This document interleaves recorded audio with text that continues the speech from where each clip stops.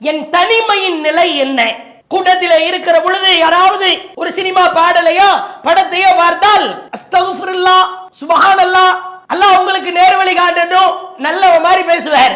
அதே தனிமைக்கு சென்றால் அவருடைய நிலை எப்படி? திடீர்னு பாத்தீங்கன்னா இரவு நேரத்தில், இருட்டு நேரத்தில் ஏதோ லைட் வெளிச்ச மாதிரி தெரியும். என்ன பார்க்கிறார்? ஏன் 12 மணிக்கு 1 மணிக்கு என்ன செய்கிறார்? ஆய்வு செய்கிறாரா? அவருடைய மொபைல் போன்கள் மூலமாக சில அருவருக்கத்தக்க காரியங்கள் நிகழும். சமூகத்திலே ஒருவன் எப்படி நடக்கிறானோ, கூட்டத்திலே எப்படி நல்லவனாய் இருக்கிறானோ, தனிமையிலும் அவன் நல்லவனாய் இருக்க வேண்டும். வெளிப்படை தன்மை எல்லோரோடு இருக்கிற பொழுது நல்லவனாய் சூஃபியாய் இருந்துவிட்டு அந்தரங்க வாழ்க்கையிலே தனிமை என்று வந்துவிட்டால், நான் ஏதேனும் ஒரு காரியத்தை நெருங்குகிறேன் என்று சொன்னால் ஹபாம் மன்சூரா, பரப்பப்பட்ட புழுதியாய் நம் அமல்கள் மாறிவிடும். அஸ்ஸலாமு அலைக்கும் வரஹ்மத்துல்லாஹி வபரகாத்துஹு. கண்ணியம் நிறைந்த எல்லாம் வல்ல ஏக இறைவனின் அடியார்கள்ல, சற்றேறக்குறைய ரமலான் நம்மை விட்டு பிரியா விடை கொடுத்து செல்லுகிற இறுதி கட்டத்தில் நாம் பயணித்து கொண்டிருக்கிறோம்.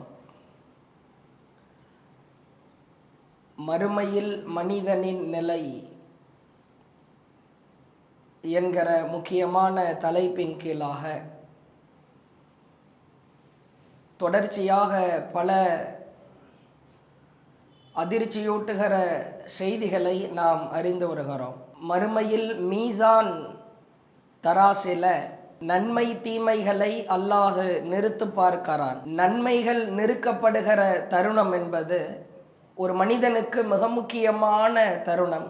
எவ்வாறெல்லாம் தன்னுடைய நன்மையின் தட்டை கணக்கச் செய்கிற வகையில் அவர் தன் வாழ்வை அமைத்து கொள்ள வேண்டும். அமல்களால் வாழ்க்கையை அலங்கரிக்கிற பொழுது நிச்சயமாக நன்மையின் தராசின் எடை கணக்கும் என்பது குறித்து விரிவாய் நாம் அறிந்து கொண்டோம். அதனுடைய தொடர்ச்சியாக குற்றப்பத்திரிகையை அல்லாஹ் தாக்கல் செய்கிறான். மீசான் தராசிலே எடை போட்டு நிறுத்து பார்க்கிறான். பிறகு அல்லாஹ் அந்த தராசு தட்டில் நிறுத்ததற்கு பிறகு சில நபர்கள் அல்லோலப்படுகிற அவதிக்குள்ளாகிற சில சம்பவங்கள் குறித்து அல்லாஹுவின் தூதர் விளக்குகிறார்கள்.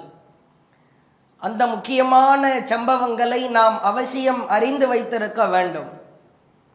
அல்லாஹ் திருக்குரானில் சொல்லுகிறான், 31வது அத்தியாயம் 18வது வசனம், வலா தஸிரு வாஸிரத்து விஸ்ர உக்ரா, ஒருவர் பிறரது சுமையை ஒருபோதும் சுமக்க மாட்டார்.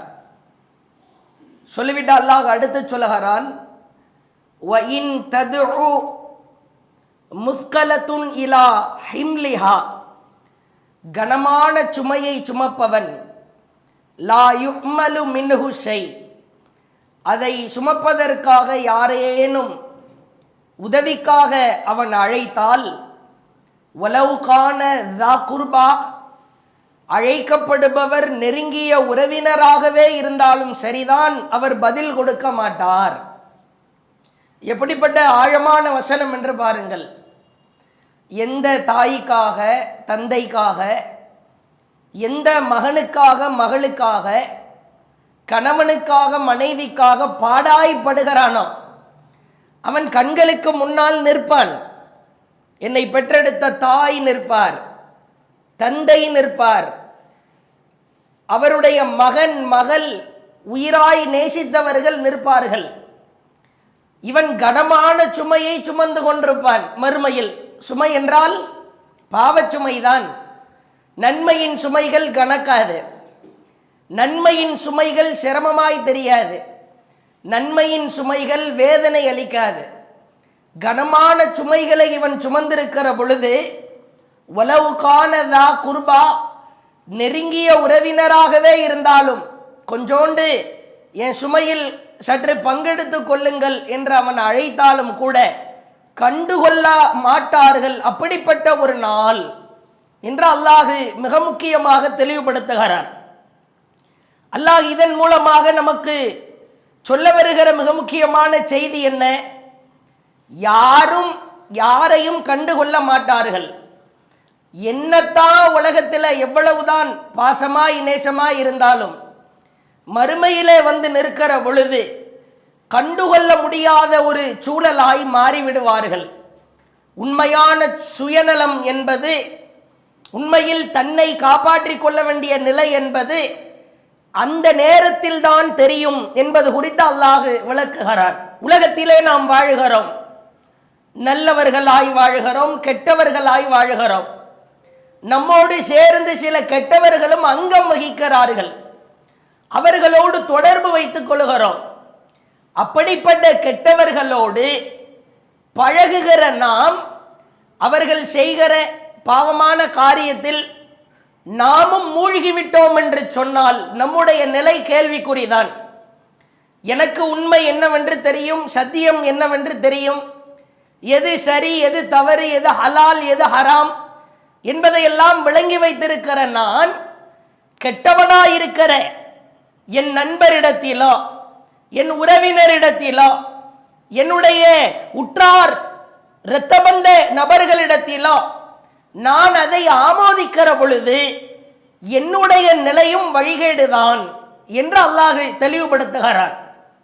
மறுமையின் விசாரணையில் ஒரு 2 நண்பர்கள் குறித்து அல்லாஹ் நமக்கு பாடம் நடத்துகிறார். இவைகளெல்லாம் மீசானிலே நிறுக்கப்பட்டதற்கு பிறகு, குற்றப்பத்திரிகை தாக்கல் செய்யப்பட்டதற்கு பிறகு அல்லாஹ் நிகழ்த்துகிற காரியம், படிப்பினைக்கான காரியம். திருக்குரானிலே பார்க்கலாம், 37வது அத்தியாயம். நான் சொல்லுகிற இந்த செய்தியை அல்லாஹ் எடுத்து காட்டுகிறான். 37வது அத்தியாயத்தில் 51வது வசனத்திலிருந்து 60வது வசனம் வரைக்கும் கிட்டத்தட்ட 10 வசனங்கள் அல்லாஹ் விளக்குகிறான். ரொம்ப அற்புதமான சான்று. மறுமையின் விசாரணையின் பொழுது நம் நிலை எந்த நிலையா இருக்க வேண்டும் என்பது குறித்து அல்லாஹ் விளக்குகிற செய்தி.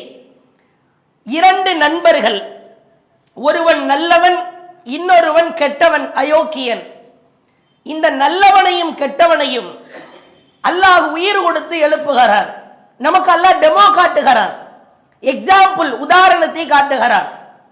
அல்லாஹ் கேட்கிறான், அல்லாஹ் அந்த சம்பவத்தை பேசுகிறான். இருவருக்கு மத்தியிலே நடைபெற்ற உரையாடல். கால காயிலும் மின்னுகும் இன்னி காணலி கரீன். அவர்களிலே அந்த கெட்டவனாய் இருந்தானே அந்த நண்பன் நல்லவனை பார்த்து கேட்டானாம், ஐதா மித்னா வ குன்னா துராபௌ இலாமௌ இன்னால மதீனூன். இறந்ததற்கு பிறகு மண்ணாகி எலும்பாகி இவைகளெல்லாம் ஆகிவிட்டதற்கு பிறகும் மீண்டும் எழுப்பப்படுவோம் என்று நம்புவோரில் நீயும் ஒருவனாயிருக்கிறாயா, முட்டாளாயிருக்கிறாயே. கெட்ட நண்பன் நல்லவனை பார்த்து கேட்டானாம், என்னடா இது விளையாட்டாயிருக்கிறது, செத்து போயிடுவோமா? அதுக்கப்புறம் மண்ணாகி போனதற்கு பிறகு, எலும்புகள் எல்லாம் ஒன்றுமில்லாமல் ஆனதற்கு பிறகு மீண்டும் உயிர் கொழுத்து எழுப்பப்படுவோமா? அதை நீ நம்புறியா அப்படின்னு இந்த கெட்டவன் நல்லவனிடத்திலே கேட்கிறான். இப்பொழுது மறுமை நாள் வந்து விட்டது. இந்த கெட்டவன் குறித்து நல்லவனுக்கு அல்லாஹ் பாடம் நடத்துகிறான். அல்லாஹ் கேட்கிறான், காலஹல் அன்தும் முத்தலிஊன். அடே நல்லவனே, சாலிஹானவனே, நீ அவன் பேச்சை கேட்காம நல்லபடியா வாழ்ந்ததுனால இப்ப அவன் நிலைமை எப்படி இருக்குதுன்னு நீ பாக்குறியா? அல்லாஹ் கேட்கிறார். எப்படிப்பட்ட ஒரு சம்பவம் என்று பாருங்கள். உன் ஃப்ரெண்டு எங்க இருக்கிறான்னு நீ பார்க்கிறாயா? பார்க்க ஆசைப்படுகிறாயா? ஆம், பார்க்கிறேன் இறைவா என்பானாம். தொடர்ச்சியாய் அந்த அத்தியாயத்தின் வசனங்களிலே பார்க்கிறோம்.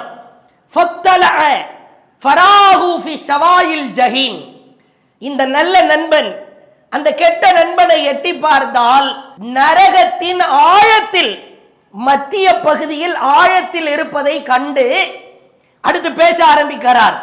கால தல்லாகி, அல்லாஹ் மீது சத்தியமிட்டு சொல்லுகிறேன், இன்கித்தல தருதீன், என்னை இந்த பாவி உலகத்திலே அழிக்க முயன்றான். மைண்ட் வாஷ் செய்தான், மூளைச்சலவை செய்தான், வழிகெடுக்க பார்த்தான். அட பாவியே, நீ இருக்கிற நிலையோ அதல பாதாளமா இருக்கிறதே. பிறகு அவர் சொல்லுகிறார், வலவுலா நிஅமத்து ரப்பி என் இறைவனின் அருள் எனக்கு இல்லை என்று சொன்னால் லகுன்து மினல் முஹ்தரீன், இந்த பாவியோடு சேர்ந்து நானும் மூழ்கி இருப்பேனே. அஃபமா நஹ்னு பிமையிதீன் இல்லா மௌத்தனா அல் ஊலா வமா நஹ்னு பிமுஅzzபீன். பிறகு அவர் சொல்கிறார், எங்களின் முந்தைய மரணத்தை தவிர நாங்கள் மரணிப்போர் இல்லை, நாங்கள் வேதனை செய்யப்படுவோரும் இல்லை. சந்தோஷத்திலே பேச ஆரம்பிக்கிறார்.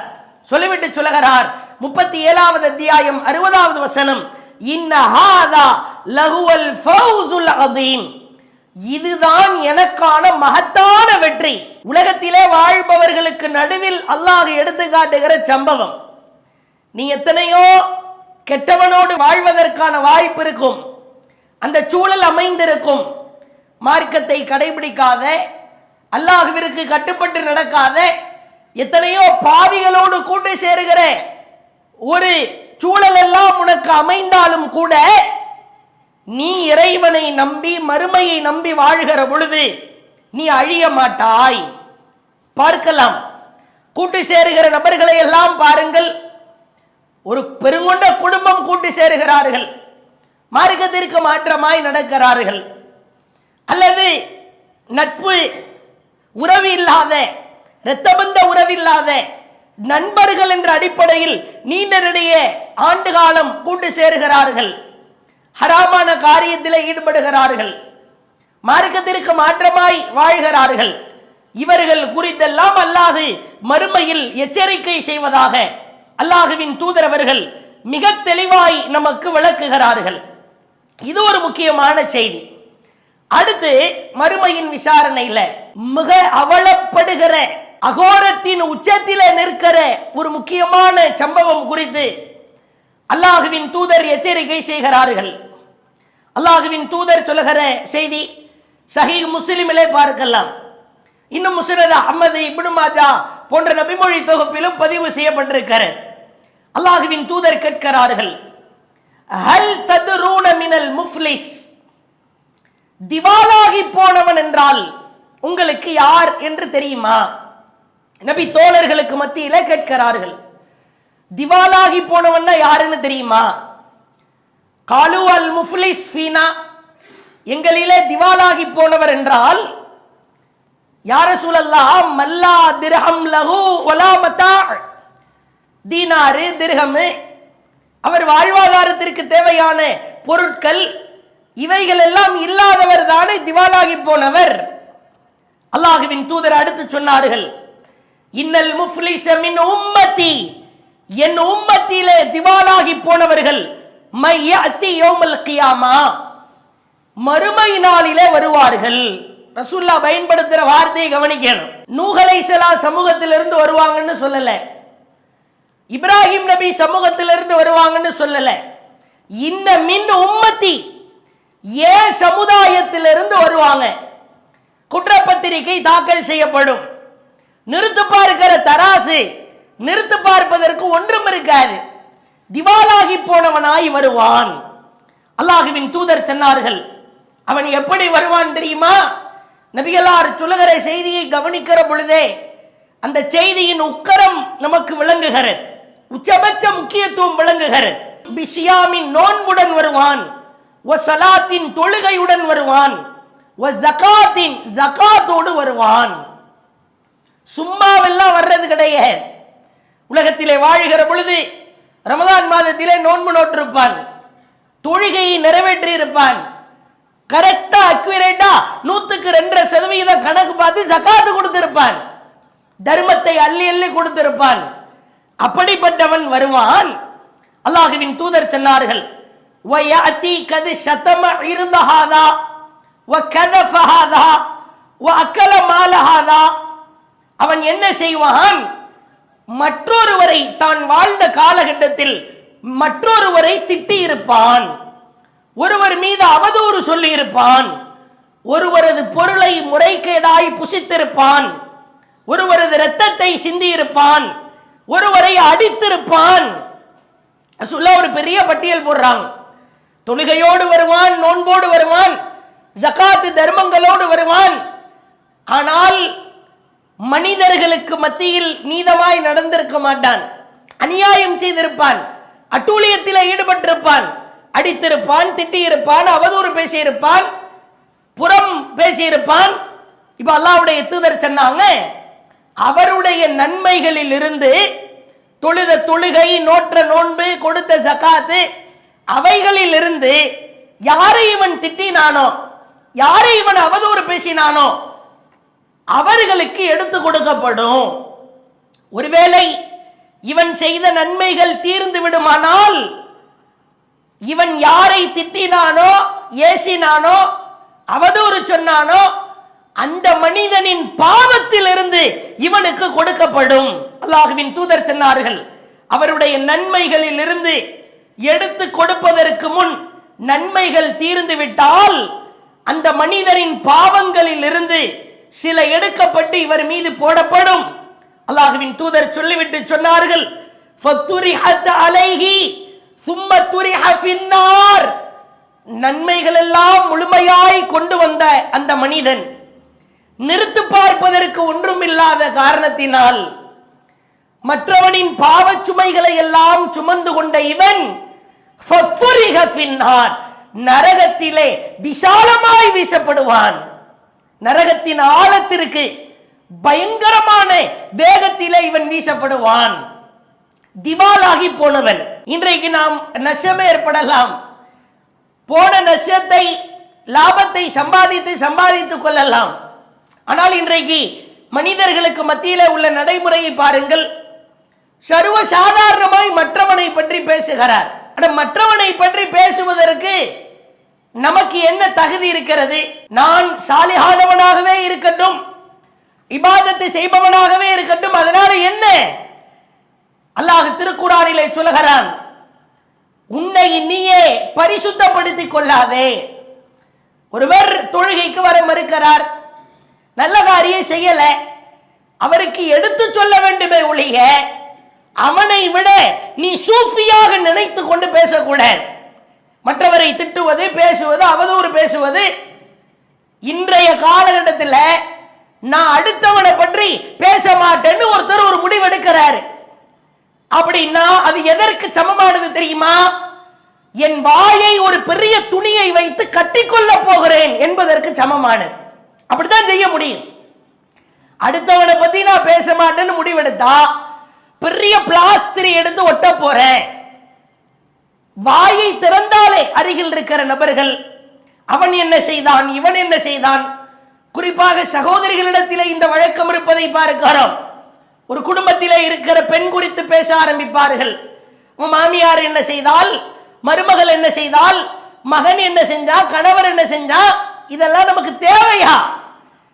அல்லாஹ்வின் தூதர் எச்சரிக்கை செய்கிற மிக முக்கியமான எச்சரிக்கை, நீ சும்மாய் வரமாட்டாய், வெறும் கையும் வீசிய கையோடு வரமாட்டாய், எம்டியாய் வரமாட்டாய், தொழுகையோடு வருவாய், நோன்போடு வருவாய், ஜகாத்தோடு வருவாய். ஏண்டா அடுத்தவனை பேசி பேசி அங்கு திவாலாகி போய் நிற்கிறாய், முஃப்லிஸாக போகிறாய்?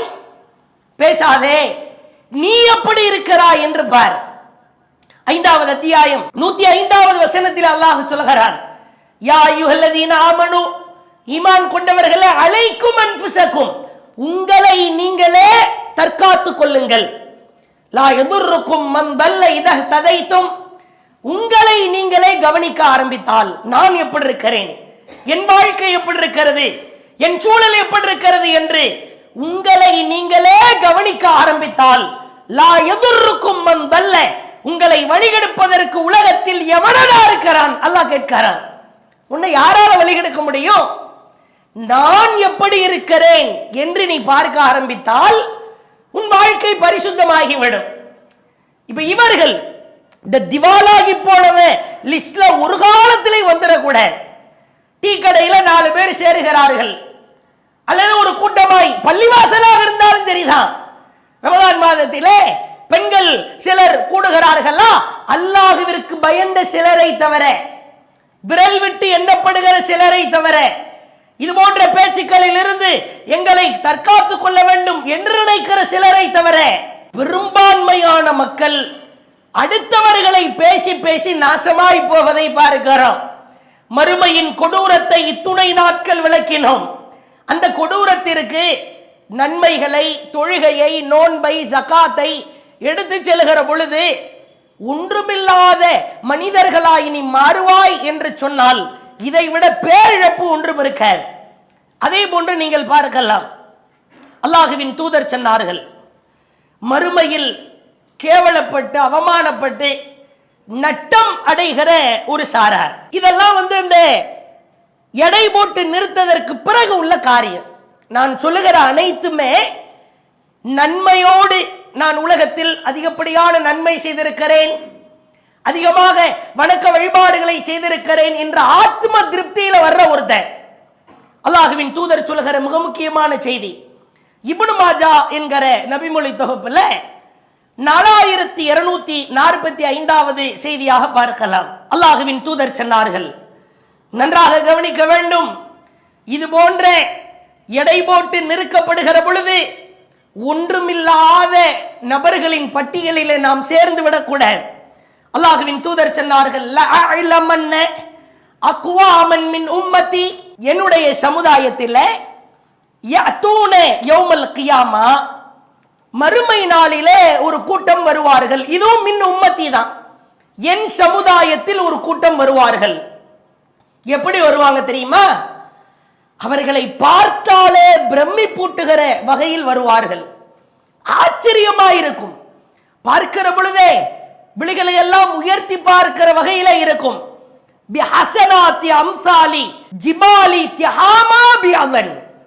இதோ நீங்கள் வாழ்ந்து கொண்டிருக்கிற பகுதியில திஹாமான்ற ஒரு மலை தொடர் இருக்கிறது அல்லவா, அதாவது ஒரு பெரிய மலை தொடர்.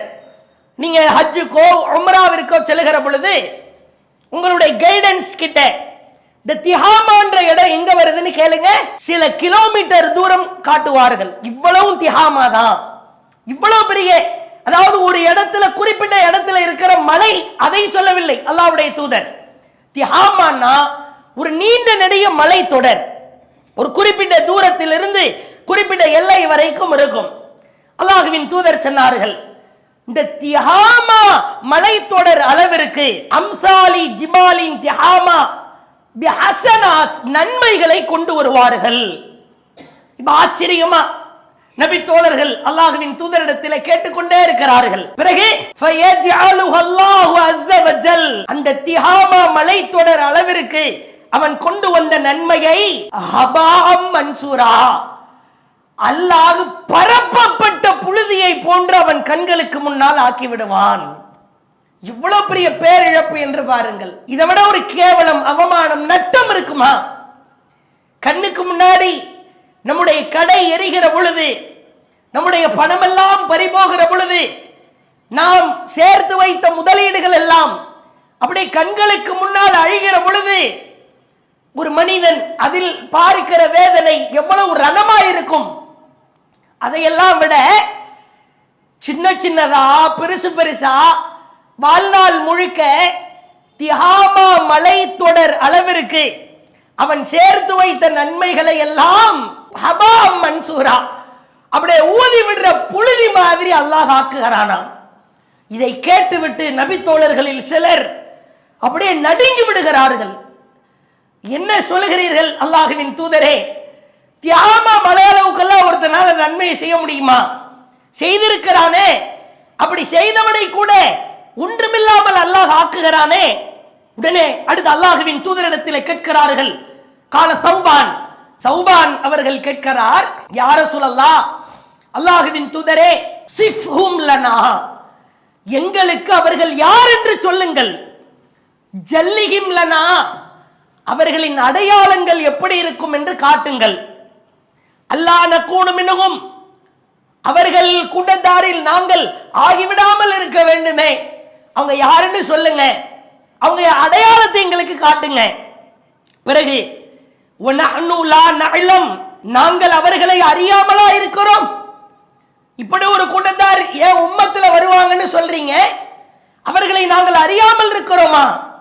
அல்லாஹ்வுடைய தூதர் ஒரு பெரிய அதிர்ச்சி கரமான ஒரு வார்த்தையை சொல்கிறார்கள். அம்மா இன்னஹும் இஹ்வானுக்கும், அவர்கள் உங்களுடைய சகோதரர்கள் தான். ஒமின் ஜில்ததிக்கும், உங்களோடு வாழ்பவர்கள் தான். ரசூலுல்லாஹ் சொல்ற அடையாளங்களை எல்லாம் பாருங்க. வயஹுதுன மினல் லைல் கமா தஹுதுன், நீங்கள் எப்படி இரவில் வணக்கத்தில் ஈடுபடுகிறீர்களோ, தஹஜ்ஜத், இரவு தொழுகை, வித்ர் தொழுகை, அல்லாஹ்வை வணங்குதல் என்று ஈடுபடுகிறீர்களோ அதே போன்று ஈடுபடுபவர்கள் தான். வலாக்கின்னஹும், எல்லாமே உங்களை மாதிரி தொழுவாங்க, நீங்க நோன்பு வைப்பது போன்று நோன்பு வைப்பார்கள், ஜகாத் கொடுப்பாங்க, தர்மம் கொடுப்பாங்க. வலாக்கின்னஹும், என்றாலும் அவர்களிடத்திலே ஒரு பயங்கரமான ஒரு காரியம் இருக்கிறது. அக்வாமுன், அந்த கூட்டத்தார்கள், இதா ஹலவ், தனித்து விட்டால், தனிமையாயிருந்தால், பி மஹாரிமில்லா, அல்லாஹ் எவற்றை எல்லாம் தடுத்தானோ அவற்றை ஆகுமாக்கி கொண்டு, இன்தஹகுஹா, அல்லாஹ்வின் வரம்புகளை எல்லாம் மீறுவார்கள். எவ்வளவு ஆழமா ரசூலுல்லாஹ் உபதேசம் பண்றாங்க பாருங்க. எல்லாம் ஓகே தான், கூட்டத்தில் இருக்கும்போது யோக்கியம் தான். தனிச்சிருந்தா, தனிமையில் இருக்கிற பொழுது, ஒரு முஸ்லிமுக்கு தனிமை என்று ஒன்று உள்ளதா? நீங்க வேற எல்லாத்தையும் விட்டுருங்க. ஒரு இஸ்லாமியருக்கு, அல்லாஹ்வை நம்பியவருக்கு தனிமை என்று ஒன்று இருக்கிறதா? எதிரி வந்து நிற்கிறான், குகையிலே அல்லாஹ்வின் தூதர் அவர்களும் அபூபக்கர் ரலியல்லாஹு அவர்களும் மறைந்திருக்கிறார்கள், எதிரியின் கால்கள் தெரிகிறது. அபூபக்கர் ரலியல்லாஹு ரசூலுல்லாஹ்வுடைய கரத்தை பிடிச்சுக்கிட்டு சொல்றாங்க, யா ரசூலல்லாஹ், குனிஞ்சு பார்த்தா அவ்வளவுதானே, நம்ம மௌத்தாயிருவோமே. ரசூலுல்லாஹ்வை மக்கால இருந்து விரட்டி வர்ற எதிரி, இஸ்லாத்தின் ஆரம்ப கட்டம். அப்ப அல்லாஹ்வின் தூதர் நடத்திய பாடம், அந்த கடுமையான நேரத்திலும், அந்த சங்கடமான நேரத்திலும், அந்த நிர்பந்தமான நேரத்திலும் அபூபக்கரிடத்திலே சொன்னார்கள், அபூபக்கரே, நீயும் நானும் மட்டுமல்ல, நம்மோடு மூன்றாவதாய் அல்லாஹ் இருக்கிறான். எந்த நேரத்தில் என்ன பாடம் நடத்துறாங்க பாருங்க. நீ எப்ப பயப்படுற? நீ நாடு ரெண்டு பேரும் நினைக்கிறியா? நம்மோடு மூன்றாவதாய் அல்லாஹ் இருக்கிறான். இப்படி புடம்போட்டு வளர்க்கப்பட்ட நபி தோழர்கள். அல்லாஹ்வின் தூதர் சொல்லிவிட்டு இந்த வசனத்தை ஓதி காட்டுகிறார்கள். 25வது அத்தியாயம் 23வது வசனம், வகதிம்னா இலா மா அமிலு, அவர்களின் செயல்களிலே நாம் கவனம் செலுத்துவோம். அல்லாஹ் சொல்கிறான், அவர்களின் செயல்கள் என்ன என்பது குறித்து நாம் கவனம் செலுத்துவோம். ஒருவேளை அவர்களின் செயல்களில் ஆழமாய் நாம் கவனம் செலுத்த ஆரம்பித்து விட்டால், ஃபஜஅல்நாஹு ஹபாம் மன்சூரா, அந்த செயல்களை, அந்த அமல்களை பரப்பப்பட்ட புழுதியாய் நாம் ஆக்கிவிடுவோம். இந்த செய்திக்கு அப்படியே அல்லாஹ் விளக்கம் அளிக்கிறான். ரசூலுல்லாஹ் அந்த வசனத்தை ஓதி காட்டுகிறார்கள். சற்று யோசித்து பாருங்கள், என் தனிமையின் நிலை என்ன? கூட்டத்தில் இருக்கிற பொழுது யாராவது ஒரு சினிமா பாடலையோ படத்தையோ பார்த்தால், அஸ்தக்ஃபிருல்லாஹ், சுப்ஹானல்லாஹ், அல்லாஹ் உங்களுக்கு நேர்வழி காட்டட்டும், நல்ல மாதிரி பேசுவார். அதே தனிமைக்கு சென்றால் அவருடைய நிலை எப்படி? திடீர்னு பாத்தீங்கன்னா இரவு நேரத்தில், இருட்டு நேரத்தில் ஏதோ லைட் வெளிச்ச மாதிரி தெரியும். என்ன பார்க்கிறார்? ஏன் 12 மணிக்கு 1 மணிக்கு என்ன செய்கிறார்? ஆய்வு செய்கிறாரா? அவருடைய மொபைல் போன்கள் மூலமாக சில அருவருக்கத்தக்க காரியங்கள் நிகழும். சமூகத்திலே ஒருவன் எப்படி நடக்கிறானோ, கூட்டத்திலே எப்படி நல்லவனா இருக்கிறானோ, தனிமையிலும் அவன் நல்லவனாய் இருக்க வேண்டும். சற்று நீங்கள் சிந்தித்து பார்க்க வேண்டும். அல்லாஹ் நம்மோடு இருக்கிற அந்த ஒரு காரியம், அல்லாஹ் நம்மை பார்த்து கொண்டிருக்கிறான். நம்முடைய தோல் புஜத்திலே 2 வானவர் இருக்கிறார். அப்புறம் என்ன தனிமை? தனிமையில் இருந்து பேசிய பேச்சுக்களா இருக்கட்டும், கேட்கிற கேட்டலா இருக்கட்டும், பார்க்கிற பார்வையா இருக்கட்டும், செயல்படுகிற செயல்பாடுகளா இருக்கட்டும், கை செய்த காரியோ, கால் செய்த காரியோ, உடல் உறுப்புகள் செய்த காரியோ, நான் நினைத்ததை தனிமையில் சிந்திக்க முடியாது. ஒரு முஸ்லிமுக்கு அப்படித்தான். நான் நினைத்ததை தனிமையில் செய்யக்கூடாது. நான் எண்ணியவற்றை எல்லாம் தனிமையிலே அதற்கென்று ஒரு உருவத்தை கொடுக்க முடியாது, ஹராமாக இருந்தால். என எனக்கு இந்த உலக சிறைச்சாலை. நான் செய்கிற காரியத்தை எல்லாம் தனிமையில் அப்ளை பண்ணிட முடியுமா? இந்த சிறையிலிருந்து நான் விடுதலை ஆகிற நாள் அந்த மறுமை நாள் தான். எனக்கு இது சிறை, மற்றவனை போன்று வாழ இயலாது. அப்ப பரப்பப்பட்ட புழுதியாய் அல்லாஹ் சில சாரார்களின் அமல்களை ஆக்கிவிடுகிறான். என்னுடைய வெளிப்படை வாழ்க்கை எப்படி இருக்கிறதா, என்னுடைய அந்தரங்க வாழ்க்கையும் எப்படி இருக்க வேண்டும் அப்படின்னு நான் சிந்தித்து பார்க்க வேண்டும். வெளிப்படை தன்மை எல்லோரோடு இருக்கிற பொழுது நல்லவனாய் சூஃபியாய் இருந்துவிட்டு அந்தரங்க வாழ்க்கையிலே தனிமை என்று வந்துவிட்டால், நான் ஏதேனும் ஒரு காரியத்தை நெருங்குகிறேன் என்று சொன்னால் ஹபாம் மன்சூரா, பரப்பப்பட்ட புழுதியாய் நம் அமல்கள் மாறிவிடும். நான் என் உட்பட அனைவரும் நாம் இன்றைய தினத்திலே பரிசோதனை செய்கிற நாள். இந்த ரமலான் முடிகிற தருவாய் என் தனிமை எப்படி இருக்கிறது? என் தனிமையில் நான் நல்லவனா, ஊருக்கு நல்லவனா? அதெல்லாம் வேற. ஊருக்கு பேர் எடுத்து என்ன ஆக போகிறது? என் தனிமையில் நான் நல்லவனா? இதை ஒவ்வொருவரும் நாம் பரீட்சித்து பார்க்க கடமைப்பட்டிருக்கிறோம். இது ஒரு முக்கியமான விஷயம். அதே மாதிரி அடுத்த ஒரு முக்கியமான செய்தி, அல்லாஹ் திருமறை குர்ஆனிலே சொல்கிறான், 36வது அத்தியாயம். இதுவெல்லாம் இந்த எடை போட்டு நிற்கப்படுகிற அந்த சபையிலே, அந்த சபைகளுக்கு அடுத்தடுத்ததாக நடக்கிற நிகழ்வு கோர்வையாய் சொல்கிறேன். 36வது அத்தியாயம் 65வது வசனம், நன்றாய் ஆழமாய் கவனிக்க வேண்டிய வசனம். அல்லாஹ் சொல்கிறான், அல்யௌம், அன்றைய தினம், மறுமை நாள், நஹ்திமு அலா அஃப்வாஹிஹிம், அவர்களின் வாய்களுக்கு நாம் சீல் வைத்து விடுவோம். வதுகல்லிமுனா ஐதிஹிம், அவர்களின் கரங்கள் நம்மிடத்திலே பேசும். வதஷ்ஹது அர்ஜுலஹும், அவர்கள் செய்து கொண்டிருப்பவை குறித்து அவர்களின் கால்கள் நம்மிடத்திலே பேசும். பிமா கானு யக்ஸிபூன், உலகத்திலே எவற்றையெல்லாம் அவன் செய்தானோ அவற்றையெல்லாம் கைகளும் கால்களும் பேசும் என்று அல்லாஹ் மிக முக்கியமான உபதேசத்தை சொல்லுகிறான். எனக்கு சாட்சியாய் ஆதாரமாய் அல்லாஹ் அடுத்து நிறுத்துகிற நபர்கள் என்னுடைய கை, என்னுடைய கால்கள். சஹீஹ் முஸ்லிம்ல இந்த செய்தியை நீங்கள் பார்க்கலாம். அனஸ் ரலியல்லாஹு அறிவிக்கிறாங்க, அல்லாஹ்வின் தூதர் அவர்கள் ஒரு நாள் சபையில இருக்கிற பொழுது நல்ல வாய் விட்டு சிரிக்கிறாங்க. அப்ப அல்லாஹ்வுடைய தூதர் நபித்தோழர்கள் இடத்திலே கேட்கிறார்கள், ஹல் ததுரூன மிம்மா அல்லஹக், நான் ஏன் இப்படி சிரிக்கிறேன்னு நீங்க கேட்க மாட்டீங்களா? இப்படின்னு கேட்டாலே ஒரு மேட்ரு, முக்கியமான விஷயம் இருக்குதுன்னு அர்த்தம். ரசூலுல்லாஹ் அனாவசியமா நபித்தோழர்கள் கேட்க மாட்டாங்க. அல்லாஹ்வுடைய தூதராவே கேட்க ஆரம்பிச்சாங்கன்னா, ஆஹா, ஏதோ ஒரு இம்பார்ட்டண்டா ஒரு மேட்ரு இருக்குது, விஷயம் இருக்குது. குல்னா அல்லாஹு ரசூலுஹு அலம், அல்லாஹ் அவன் தூதரும் தான் நன்கறிந்தவங்க அப்படின்னு நபித்தோழர்கள் பதில் சொன்னார்கள். பிறகு அல்லாஹ்வுடைய தூதர் சொன்னாங்க, நான் ஏன் சிரிச்சேன் தெரியுமா?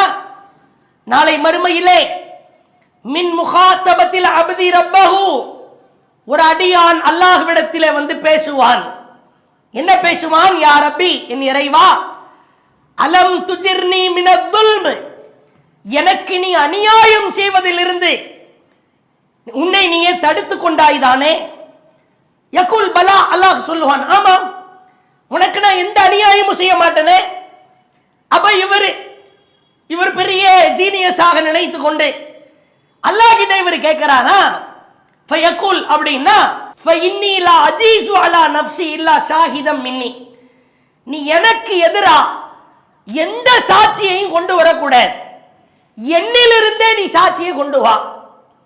இவ எதுவுமே நடக்காதுன்ற மாதிரி நினைத்து கொண்டு அல்லாஹ்விடத்திலே கேட்கிறார். அப்ப அல்லாஹ் சொல்கிறான், ஃபயகுல் கஃபா பி நஃப்ஸிகல் யௌம அலைக ஷஹீதா, உன்னை பற்றி கணக்கெடுக்க சாட்சி சொல்ல உன்னிடத்திலேயே நான் சாட்சி வைத்திருக்கிறேன். ஒபில் கிராமில் காத்திபின் சுஹுதா, 2 வானவர்களை நான் அமர்த்தி வைத்து, அந்த கண்ணியமிக்க வானவர்கள் இருக்கிறார்களே அவர்களே உனக்கு போதும்னு சொல்லிட்டு, ஃபயுக்தமு அலா ஃபீ, வாய்களுக்கு அல்லாஹ் சீல் வைக்கிறான். ஃபயுகால் லி அர்கானிஹி இன்தகி, அவனுடைய உடல் உறுப்புகளை பார்த்து அல்லாஹ் சொல்கிறான், பேசுங்கள் என்கிறான்.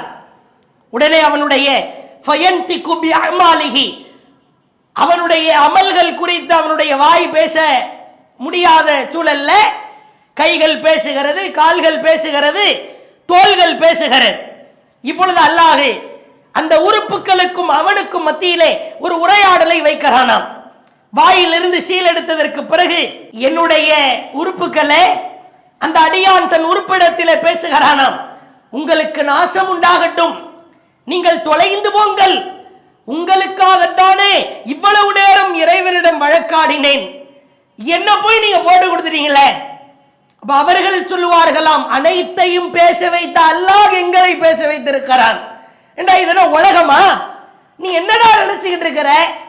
நீ பெரிய சவாலா? என்னிடத்திலிருந்தே சாட்சியை கொண்டு வா, நீ எனக்கு அநியாயம் செய்ய மாட்டாய் என்றெல்லாம் பிதத்தி கொண்டிருக்கிறாயே. கைகளை, கால்களை, தோள்களை அல்லாஹ் பேச வைக்கிறான். அதே மாதிரி இன்னொரு செய்தி, இது சஹீஹ் முஸ்லிம்ல 5679வது செய்தியாக இருக்கிறது. இன்னொரு ஒரு முக்கியமான செய்தி, அல்லாஹ் என்ன செய்கிறான், சில அடியார்கள் நிற்கிறார்கள், அவர்களிடத்திலே கேட்கிறார்கள், நீங்க அல்லாஹ்வை சந்திப்போம் என்பதை நினைத்தீர்களா, எண்ணிக்கொண்டீர்களா? ஆம் இறைவா, நாங்கள் உன்னை சந்திப்போம் என்பதை நம்பினோம், உன் வேதத்தை நம்பினோம், உன்னை தொழுது உனக்காக நோன்பு நோற்றோம், தான தர்மம் கொடுத்தோம் அப்படின்னு சொல்லிட்டு இயன்ற நல்ல வார்த்தைகளை கூறி புகழ ஆரம்பிப்பாங்க. உடனே அல்லாஹ் சொல்லுவான், இங்கே நில்லுங்கள், உனக்கு எதிரான சாட்சியை நாம் எழுப்ப போகிறோம். அந்த மனிதன் அப்படியே பதைத்து நிற்பான். எனக்கு எதிரான சாட்சியா? வாய்ப்பே இல்லையே. பிறகு அவனது வாய்க்கு முத்திரையிடப்படும். கூடுதலான தகவல், அவனுடைய தொடை, அவனுடைய சதை, அவனுடைய எலும்பு ஆகியவற்றை பார்த்து அல்லாஹ் சொல்லுவானாம், இன்தகி, பேசுங்கள் என்று சொல்லுவானாம். நன்றாய் கவனிக்க வேண்டும். தொடை, சதை, எலும்பு அவன் செய்தவை பற்றி எடுத்துரைக்கும். அவன் சாக்கு போக்கு சொல்லி தப்பித்து விடக் கூடாது என்பதற்காக அவன் உறுப்புகளை நாம் பேச வைத்தோம் என்று அல்லாஹ் சொல்கிறார். சஹீஹ் முஸ்லிம்ல 5678வது செய்தியாய் பதிவு செய்யப்பட்டிருக்கிறது. சற்று யோசித்து பாருங்கள். என்னுடைய கை பேசுகிறது, கால் பேசுகிறது, தொடை பேசுகிறது, சதை பேசுகிறது, எலும்பு பேசுகிறது. வாய்ப்பு இருக்கிறதா? நான் ஒரு தவறு செய்கிறேன், அந்த தவறை என் கை இல்லாமல் செய்ய முடியுமா? ஒருத்தன் ஒரு பாவத்தை செய்ய போறான், கையை வெட்டிட்டா செய்வாரு? அல்லது உடம்புல இருக்கிற தோலை எல்லாம் உரிச்சிட்டு தான் செய்ய முடியுமா? அல்லது உடலில் இருக்கிற சதைகளை வெட்டி கூறு போட்டுட்டு செய்ய முடியுமா? கைகள் இருக்கிறது. அட, கைகள் இல்லாமல் என்னால் தவறு செய்ய முடியுமா? என் உறுப்பிலே கால்கள் இல்லாமல், தோள்கள் இல்லாமல், சதைகள் இல்லாமல், எலும்புகள் இல்லாமல் தவறு செய்ய முடியுமா? வாய்களுக்கு முத்திரையை கொடுத்து அல்லாஹ் பேச வைக்கிறான். கையால், கால்களால், தொடை, சதை, எலும்புகளால் எனக்கு எதிராக, என்னுடைய எதிரிகளாக மறுமையிலே வந்து நிற்கும் என்று சொன்னால், ரப்பே, இந்த கண்ணை வச்சுதான் பார்த்தான் அசிங்கத்தை, இந்த காதை வச்சுதான் அசிங்கத்தை கேட்டான், இந்த கையை வச்சுதான் அந்த அசிங்கத்தை மூவ் பண்ணா, எடுத்தான், அசைத்தான், இந்த கால்களை வைத்துத்தான் அந்த அசிங்கத்தின் பக்கம் சென்றான். அப்போது தோலாகிய நான் இருந்த நிறைவா, சதையாகிய நான் இருந்த நிறைவா, எலும்பாகிய நான் இருந்த நிறைவா? அப்படி நொறுங்கிற மாட்டான் மனுஷன். என்ன தப்பு இந்த உறுப்புகளை எல்லாம் விட்டுட்டு செஞ்சிட முடியும்? வாய்ப்புகளே இல்லை. இதையெல்லாம் அல்லாஹ் மறுமையில வெட்ட வெளிச்சம் போட்டு காட்டுகிறான். அதே போன்று பாருங்கள், மிக முக்கியமான ஒரு விசாரணை. அல்லாஹ் நம்மை காப்பாற்ற வேண்டும்.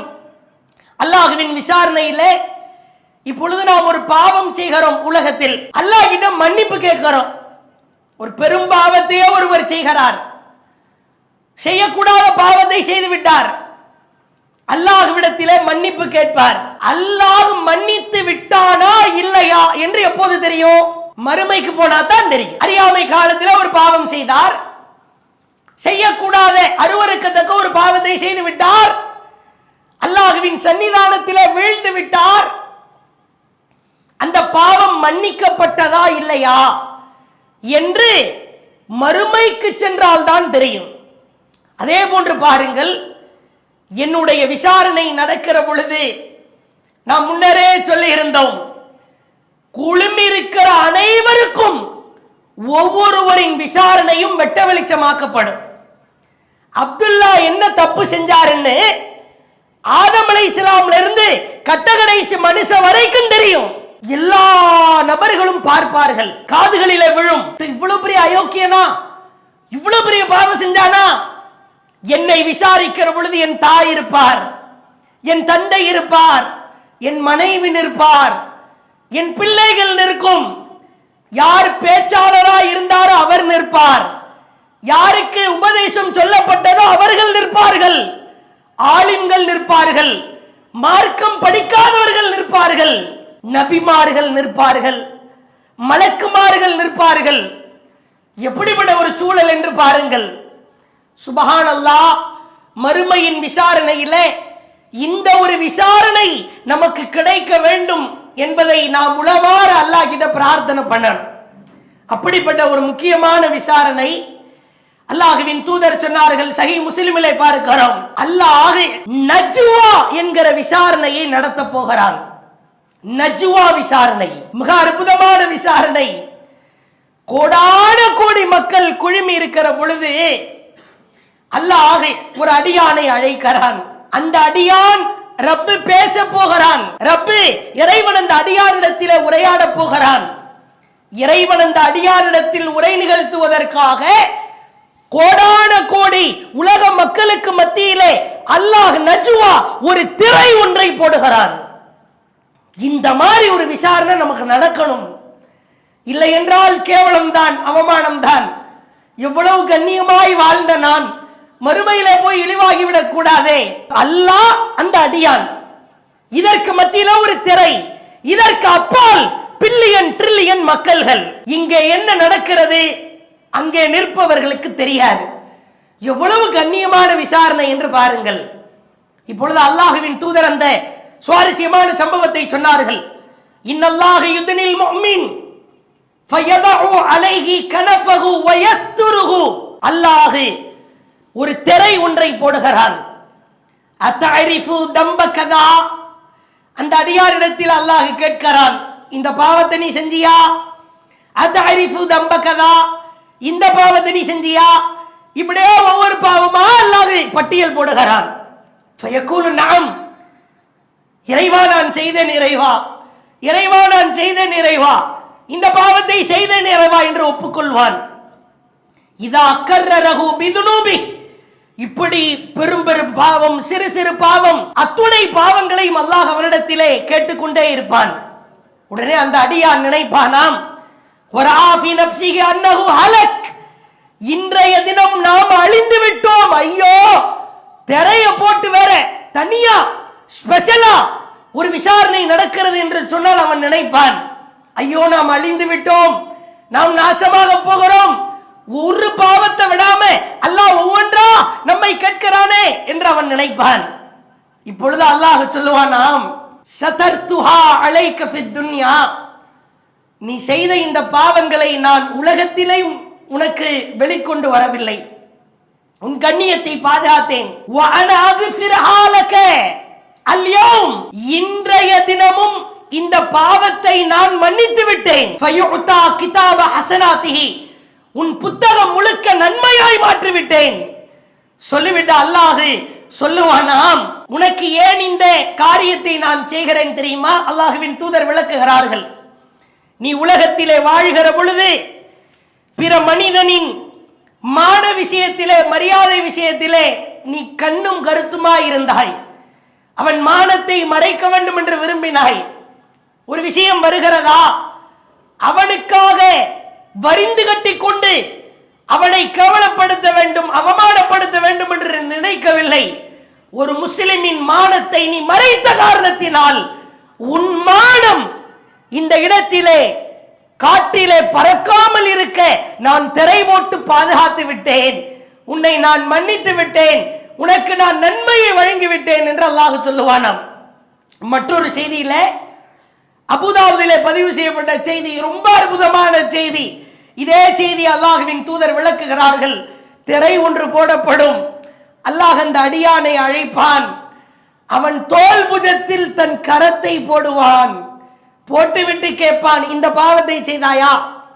அல்லாஹ் என் மீது தோல் புஜத்திலே கரத்தை போடுகிறான் என்று சொன்னால் இதை விட பெரிய பாக்கியம் என்ன இருக்க இயலும்? சொல்லிவிட்டு அல்லாஹ்வின் தூதர் சொன்னார்கள், பிறரின் மான மரியாதை விஷயத்தில் எவன் கண்ணும் கருத்துமாய் இருந்தானோ அவனுக்கு அல்லாஹ் நாளை மறுமையிலே நஜ்வா விசாரணை மூலம் அவன் மானத்தை அல்லாஹ் பாதுகாப்பான்.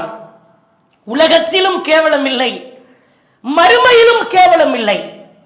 உலகத்திலே எவ்வளவு நல்லவனா வேடம் போட்டுடலாம், என் அந்தரங்க வாழ்க்கை மறுமையிலே டிஸ்பிளே போட்டு லைவ்ல காட்டப்படும். அங்கு தலை குனிவு, அங்கு ஏற்படுகிற கேவலம் அவமானம் சாதாரணமாய் இருக்குமா? சற்று ஆழமாய் நீங்கள் யோசித்து பாருங்கள். பிறருடைய மான மரியாதையை ஒருபோதும் நாம் அதை பின்தொடரக்கூடாது. அல்லாஹ்வின் தூதர் சொன்னார்கள், மன் சத்தர அகாஹுல் முஸ்லிம், எவர் தன்னுடைய சகோதரன் முஸ்லிமுடைய குறையை மறைக்கிறாரோ சத்தரல்லாஹ அலைஹி யௌமல் கியாமா, அவரின் குறையை அல்லாஹ் மறுமையிலே மறைக்கிறான். சொல்லிவிட்டு அல்லாஹ்வின் தூதர் அடுத்து சொன்னார்கள், மனிக் தரல மின் இர்தி அஹீஹி ஷையா, ஒரு சகோதரனுடைய மான மரியாதை விஷயத்தில் வேண்டுமென்றே ஒருவன் பின்தொடர்ந்து அதை தோண்டி துருவ நினைத்தால் அல்லாஹ்வின் தூதர் சொல்லிவிட்டு சொன்னார்கள், அறிந்து கொள்ளுங்கள், ஒரு சகோதரனுடைய மான மரியாதையை பின்தொடர்ந்து சென்று அவன் என்ன செய்கிறான், எப்படி மாட்டப் போகிறான், இந்த காரியத்தில் எப்படி இருக்கிறான் என்று பின்தொடர்ந்து நீ செல்கிறாயா? யத்தபிஉல்லாஹ அவ்ரத்தஹு, அல்லாஹ் உன் மான மரியாதை விஷயத்தில் பின்தொடர ஆரம்பிப்பான். தேவையில்லாம அடுத்தவனை போய் தோண்டாத. அவன் என்னமும் செய்துவிட்டு போகிறான், அவனால் பாதிப்பு இருக்கிறதா அது தனி. அவன் என்ன செய்கிறான், இவன் என்ன செய்கிறான் என்று சொல்லி அவன் பின்னால் நீ போகாதே. சொல்லிவிட்டு அல்லாஹ்வின் தூதர் சொன்னார்கள்,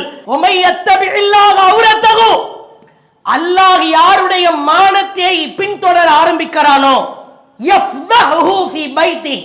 அவன் தன் வீட்டில இருந்தாலும் வீட்டின் நடுப்பகுதியில் இருந்தாலும் அவன் மானத்தை அல்லாஹ் கேவலப்படுத்துவான். ஒரு சகோதரனுடைய மானம், காபா மக்கா, அந்த புனிதம் நிறைந்த நாள், அந்த புனிதமான இடம், அதற்கு நிகராக அல்லாஹ்வின் தூதர் சென்றார்கள். அவ்வளவு புனிதமான மான மரியாதை விஷயத்தில் இன்றைய சர்வ சாதாரணமாய் ஒரு பெண் குறித்த அவதூறு பரப்பப்படுகிறது, அவளின் வாழ்க்கையே கேள்விக்குறியாகிறது. ஒரு மனிதன் எந்த தவறும் செய்திருக்க மாட்டான், காதுகளில் கேட்டவற்றை எல்லாம் முகநூல் வாயிலாக, வாட்ஸ்அப் வாயிலாக, சமூக வலைதளங்களின் வாயிலாக பரப்பி திரிகிறான். அல்லாஹ்வின் தூதர் முஆத் ரலியல்லாஹு அவங்கள்ட்ட சொன்னாங்க, முஆதே, தன்னுடைய நாவை அப்படி இழுத்து பிடிச்சுக்கிட்டு சொல்றாங்க, ஹல் யகுபுன் நாஸ் ஃபின் நாரி அலா உஜூஹிஹிம், பல மனிதர்கள் நரக நெருப்பிலே வெந்து சாவதற்கு இந்த நாவு ஒரு காரணமாய் இருக்கிறது. முஆத் கேட்கிறார், நாவு மூலமாவெல்லாம் நரகத்துக்கு போவாங்களா? அல்லாஹ்வின் தூதர் சொன்னார்கள், இல்லா ஹஸாயித அல்சினதிஹிம், முகம் குப்புற நரகத்தில் விழுவதற்கான பெருங்காரணம் நாவின் மூலமாக அறுவடை செய்வதுதான். நம்முடைய நாக்கு, நம்முடைய மர்ம உறுப்பு, இவைகளை பாதுகாத்துக் கொண்டால் நிச்சயமாய் ஸ்வர்க்கம் இருக்கிறது என்று அல்லாஹ்வின் தூதர் சொன்னார்கள். சற்று ஆழமாய் யோசித்து பாருங்கள்.